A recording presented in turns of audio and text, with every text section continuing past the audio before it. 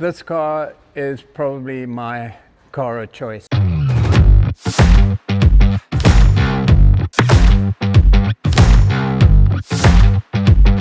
If I was going to get into a truck now, first time out, and I wanted to have a station wagon build, I would do a Thor conversion on the new 76. I think it's sexy, and I think it's more of a car to drive as well.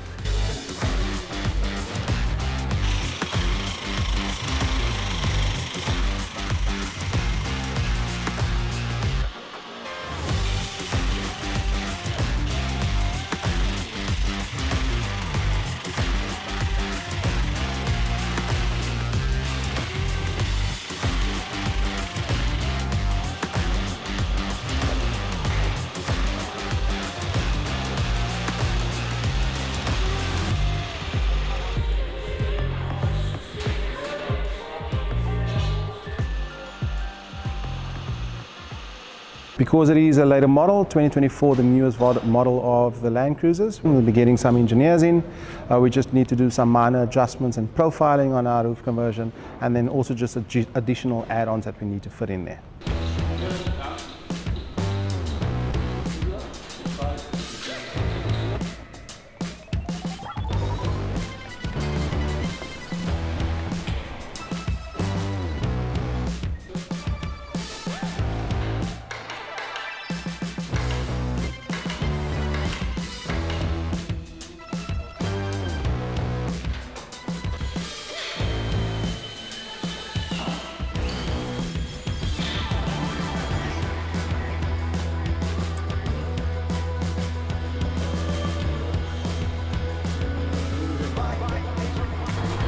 Yeah, the reason why we're cutting the roof is because, as you can see, there's a big hole in the roof, and in this part roof stall. So we need a piece of roof lining that is still left over to cover that.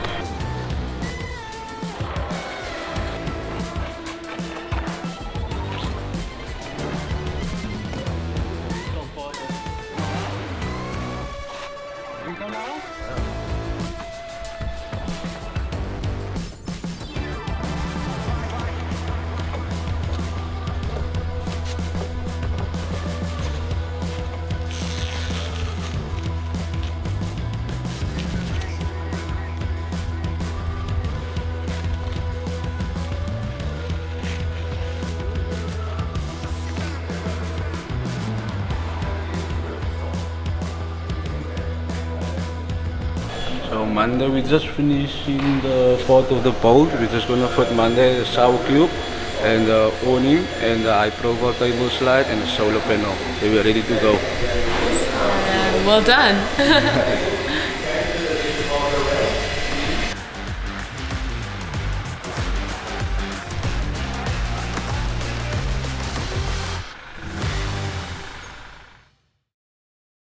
Good morning, we're here at the Fitment Centre. My name's Edwan, I'm with the Alu-Cab engineering team.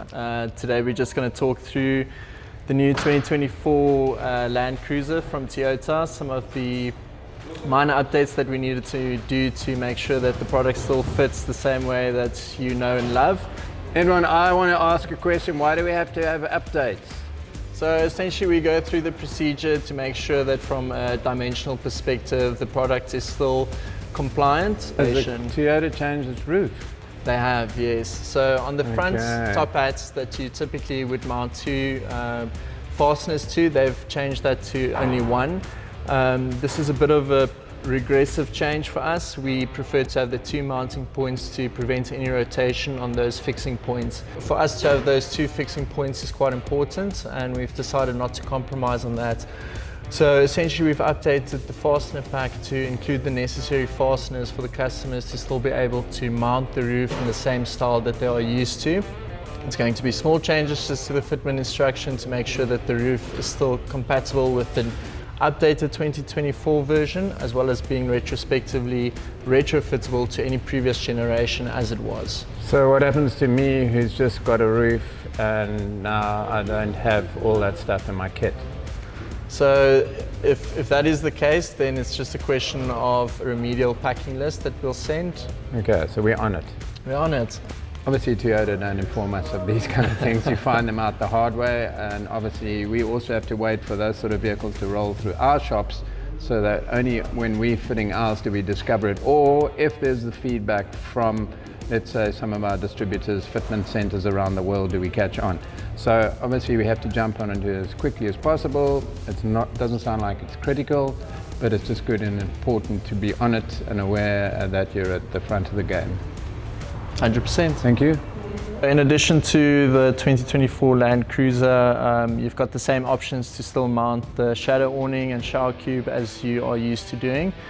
With the Thor Roof Conversion, we have ample mounting space in terms of these double nut slots that are on the side of the vehicle, so that provides a very rigid mounting point on the vehicle right around the perimeter, both sides and on the back. For the awning, that is particularly important, just to be able to support it in two different planes, just to prevent any torsion, especially when the awning is open and there's quite a big leverage working on it. So that's why you'll see on the shadow awning particularly, we also fix it just to the back of the vehicle as well as along the length of the sides.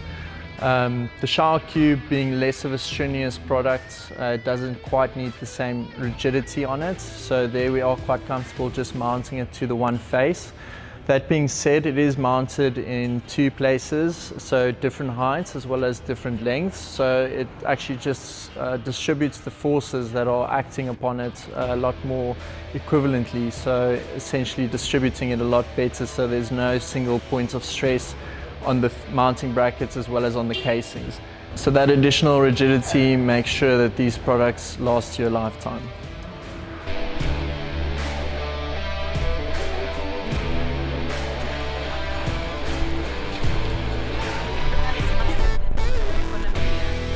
Fabulous. Unclip that, and the first arm will come out. This will unroll, and that should go up. Okay, so a little more power.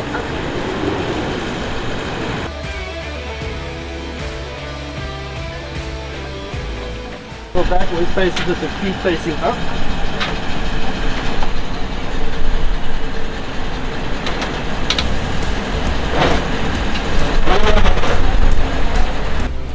Walk it around. Yeah, the cruiser. You gonna make it?